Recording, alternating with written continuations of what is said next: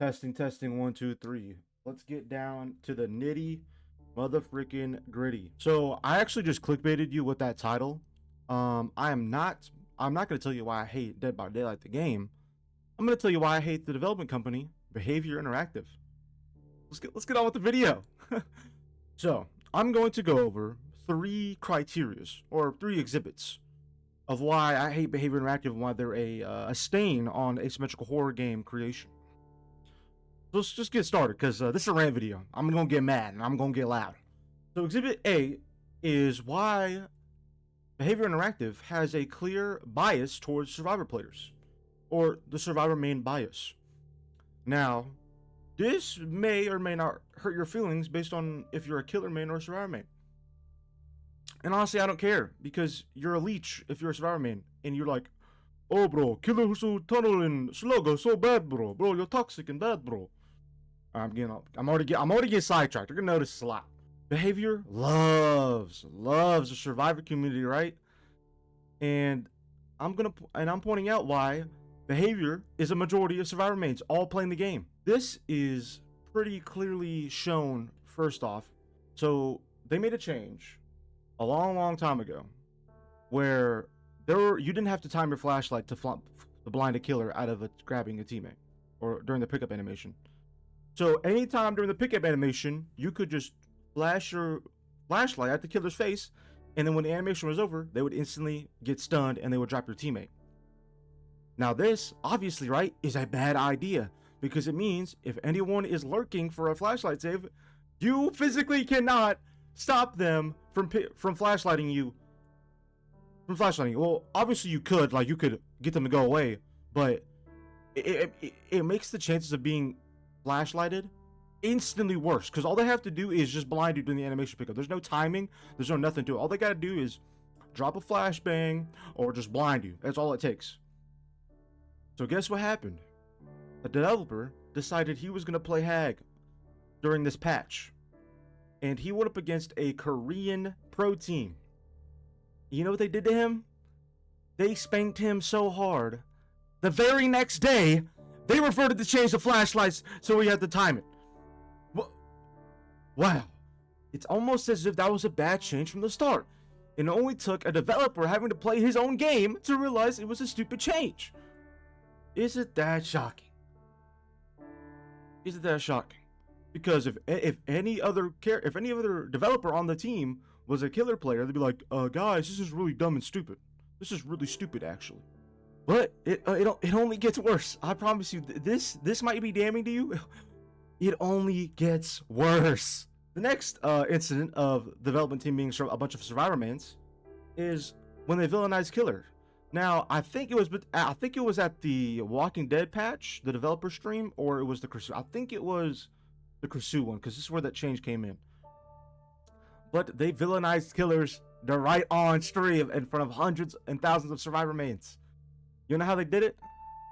So they showed a graphic of a killer slugging a survivor to initiate pressure or tunneling that survivor. They were like, this is a killer strategy. But the very next slide, they showed Skull Merchant with red evil eyes going as 4 survivors were slugged on the floor. Now please tell me, you as an intellectual human being yourself, what do you think when you see a person standing over 4 down people with red eyeballs going he, or anything with he in context? Oh, that person must be thinking of a bad idea. That person must be thinking of something devious. That person must be bad. Yeah, so and they like I mean how, like, why would you even make this graphic? Like, what's the point? You can just show 4 people slugged on the floor with a killer. Someone took the time out of their day to put 2 red eyeball glares and type out he. What are you doing? What are you doing? What is this, bro? I mean, it's just like why? It's not even the point of you're a survivor, man. It's just, why would you do this? Imagine, right? Now, I know this is kind of going off a tangent, right? But imagine they showed survivors, quote unquote, gen rushing. Gen rushing. I don't think it's a play style. It's more like playing the game. But gen rushing, you know, imagine they showed 4 survivors with red glaring eyes as all 4 of them were on generators with toolboxes going hee hee hee. You see the point I'm trying to get across? Maybe not, because I'm dumb as hell. So yeah, this isn't a great look already. And next up, the next point kind of goes into the next exhibit, but it's the Pursue PTB. I think we all remember that one. I don't think I have to go over this much. They added elusive to this game mode, and they also added anti-slugging mechanics. Basically, if you forgot, when you hook a survivor, right? When you hooked the survivor and they got unhooked, they would become elusive, meaning that you couldn't tunnel this person at all. Like, you couldn't even hit them. They were just a black blob on your screen. Now on paper, this is, oh wow, this is such a great idea to behavior interactive. What a great idea to stop slugging or tunneling in your game. You know what happens? You know what happens? What always happens? Survivor players abuse the mechanic. So you know what they do? They get hooked. They get unhooked, and they sit on a generator in front of the killer's face. Mind you, elusive didn't go away when you were on a generator. So you were just literally a black blob on the generator. They couldn't attack to get you off the gen. Who in their right mind was like, oh my god, what a great idea. How does this get off the whiteboard? How does this idea genuinely get off the whiteboard? It's mind-numbing. It's actually mind-numbing how no one thought, well, why don't we just allow elusive to be canceled when you do a conspicuous action like healing or doing a generator? It's like there's nothing in their brain. It's just a blob of nothing. I just hit the mic. It's a blob of just nothing. There's nothing in there. Let's go to Exhibit B. Exhibit B is instead of calling, like last time I called the developers Survivor Mans in Exhibit A, this is just them not being a development team at all, and it might as well be giving 4 children the ability to write code. This fucking team sucks, bro. Jim the Pole. I imagine all of you know Jim the Pole. In the Walking Dead update, there was a poll on the offering screen in every single match you loaded into. Not on a specific map, not on a specific game mode, but on every single offering screen in every match you played, Jim the Pole was right there. Now, I want to ask you, intellectual human being, if you were developing a game, right? And you know, you're about to send it out for the new update patch. Why would you not play a single game of your own game? How does this get past them? How does this literally get past them? There should be no way in any other universe that a literal poll on your offering screen gets past you. There's no way. Except if you are behavior interactive. This is just like I said from my last point, them just being incompetent to play styles, i.e. using endurance to block for your teammate, using elusive to block for your teammate during the Pursue patch. It's like they write these things down on paper and it sounds amazing on paper, but then you put it into a real game scenario and it doesn't work because people are going to abuse the ability to win the game. I mean, it's obvious. You can say however much you want that Dead by Daylight isn't a competitive game, but it is because there's 2 teams. You can't create a game that has 2 teams and they aren't competitive against each other. There's no way. There's no way this happens. Perk prerequisites. So basically what this means, what I'm trying to say is, a lot of killer perks need something to be done. I made this point in my last DBD drama video, that a lot of killer perks like Pain Res, Bitter Murmur, Friends Till the End, Play With Your Friends, Friends Till the End. Perks like this need something to be done in order to be used. I'll go over again. Pain Res, you need to be in chase, down a person, put them on a white hook. Bitter Murmur, a gen has to be completed. Friends Till the End, you have to down somebody, put them on a hook, alright? But on Survivor, a lot of these perks, like a lot of the strong ones too, strong ones are, did you hear that snap? Just like that. You click a button and they're done. Sprint burst, dead hard, life. None of the, any perk, I'm trying to think some right now. Shoulder the burden, shoulder the burden. Has no prerequisites except pressing one damn button. You can put as much debuffs, you can put as much exposed status you want on shoulder the burden. It literally takes so much pressure off of the killer. A lot of survivor perks do not need you to do anything for them to be used. All you have to do is press a button. But a lot of killer perks that are strong need you to do something for them to be done. Now, I know you're going to make the argument, Hex Ruin, it's just passive. It's passive slowdown. You don't need anything. But guess what? You can destroy Hex Ruin. You know what you can't get rid of? Someone taking a whole hook say off a character, bro. You can't get rid of exhaustion perks, bro. Unless you're running languid touch, septic touch, any exhaustion perk to counteract it. Here's another thing. In order, you have to use other perks to stop other perks. Now this kind of sounds redundant, but it means that perks run your game. Your perks balance your game out. Your perks run this game. You can change a killer as much as you want. Perks are gonna run that killer to the day they die, bro. It just goes to show more how incompetent they are that they use perks to fix game issues. Now, you can't make this argument a lot in Dead by Daylight, but you could in like another game like Texas Chainsaw. Don't even talk to me about that game. But perks don't define the game. What I'm trying to say, they don't define bugs fixes or balances. Well, they do. They don't define how the game is balanced. Oh, actually, I don't know. Maybe they are. I was gonna say that matches are defined by the perks you use. So you could say that they also are used to balance the game. This is just like years of running in the wrong direction. Like they're just digging themselves a hole. Ever since this game first came out, they've been digging a deeper and deeper hole with perks. Let's go on to the next point, though. Yeah, I know you've heard of this word a lot.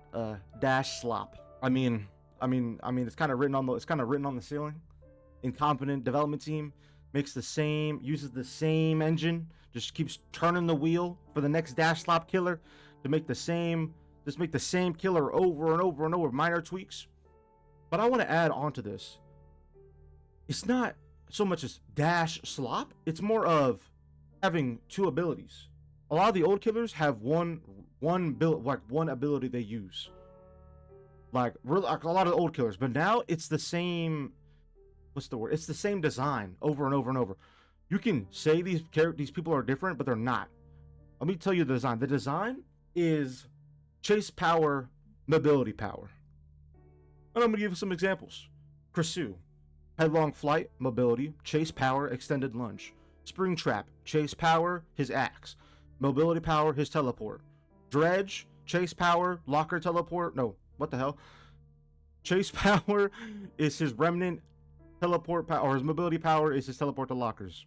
You can think of a lot of killers recently who fall into the chase power, mobility power. Why do you think this is?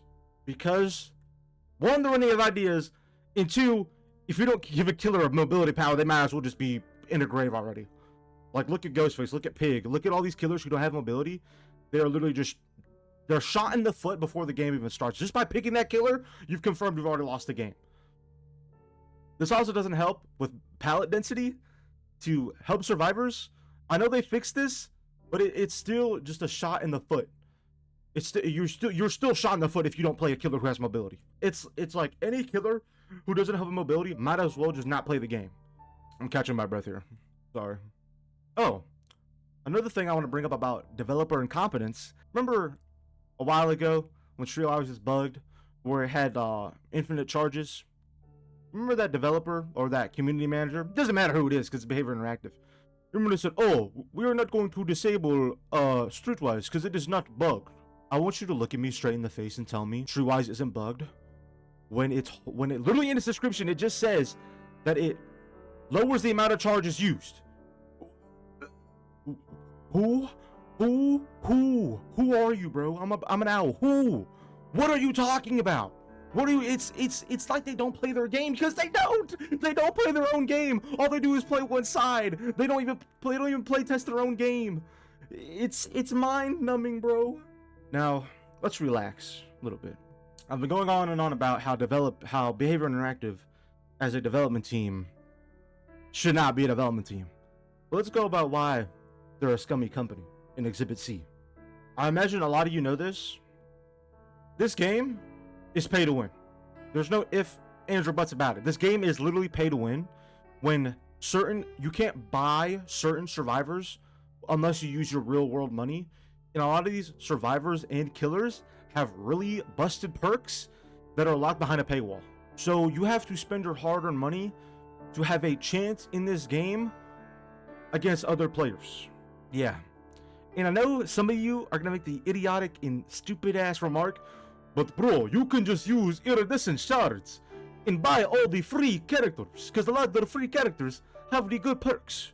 I'm gonna tell you right now, it would take you your whole life to get enough iridescent shards to buy every single character and then level up that character to P3 to where you have purple perks. It would take your whole life for every single character. If you're starting fresh out the gate on this game, it would take you damn near half of your whole life, so basically your whole life, to play one game to get every single free character. And you're gonna make another remark, oh bro, but you can get to the perks in the Shrine of Secrets. You know how dog shit the Shrine of Secrets is?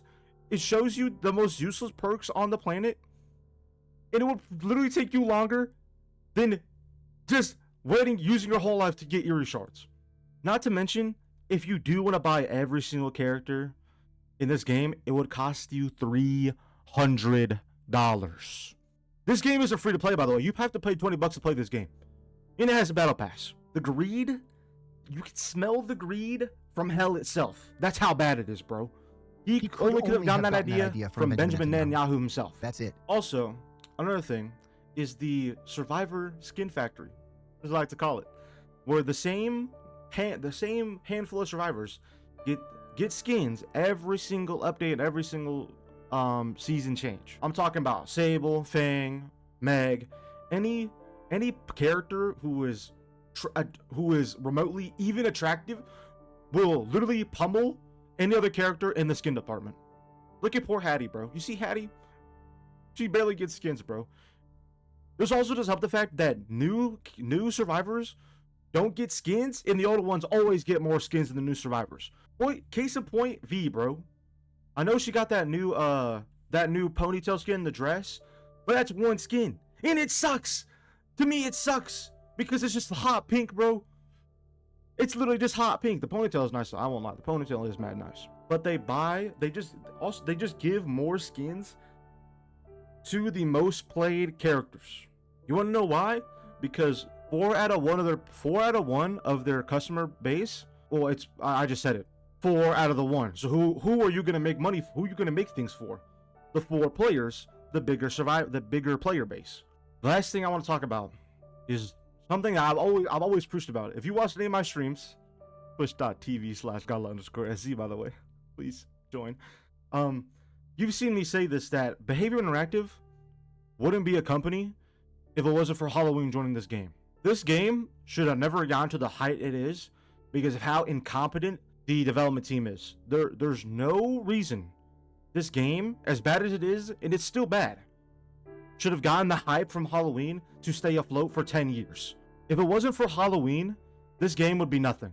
Dead in the water. And I wish it was. You wanna know why? Because Behavior Interactive is setting a horrible precedent for other asymmetrical horror games. Look what happened to Texas Chainsaw. Dead in 2 years because development team didn't know how to balance their game. Also, I'm going on a side about Gun Interactive. I'm not gonna buy Halloween unless it's literally... Halloween better be the second coming of Christ before I buy that game. Because I'm not trusting Gun with any other game. After they threw Friday the 13th under the rug and they shot Texas Chainsaw out back. I'm not trusting that. But get back on track. If you're making an asymmetrical horror game, you're fighting a uphill battle against Behavior Interactive and their shitty game design. Nothing is going to get changed that is relatively important to Dead by Daylight unless there is competition to rival Dead by Daylight. Example, look what happened to Overwatch. Nothing was being changed about the horrible game design until Marvel Rivals came out, and they were suddenly losing players in the blink of an eye. So you know what they do? They drop 5 characters instantly to get back their player base and make a new game mode. They finally got off their ass and made an actual important update that bred life into the game instead of adding 1 character every every season. Nothing will change important in Dead by Daylight, and Dead by Daylight will always be favored by Survivor players and the development team, favoring them if we don't change anything. Well, what are we supposed to change? Because every other asymmetrical horror thing comes out, dies in 2 years. What are we meant to do? It's an uphill battle. I love Dead by Daylight. I think Dead by Daylight is, sometimes it can be a fun game, and I like the characters. Hey, you know what? Behavior Interactive might be a shitty company and a horrible development team, but the art team, they got that shit on lock. I wish this game didn't exist because behavior has to exist for it. But this rant might be dumb as shit. You might hate this dumb. It might be poorly orchestrated. I'm literally looking at bullet points. I didn't write out a script for this. This is just from the top of my head with bullet points to look at. But before we conclude, I'm going to say one last time. I wish Behavior Interactive didn't become a company because it sets a horrible precedent for future asymmetrical horror games. Thanks for watching, and hit the subscribe button.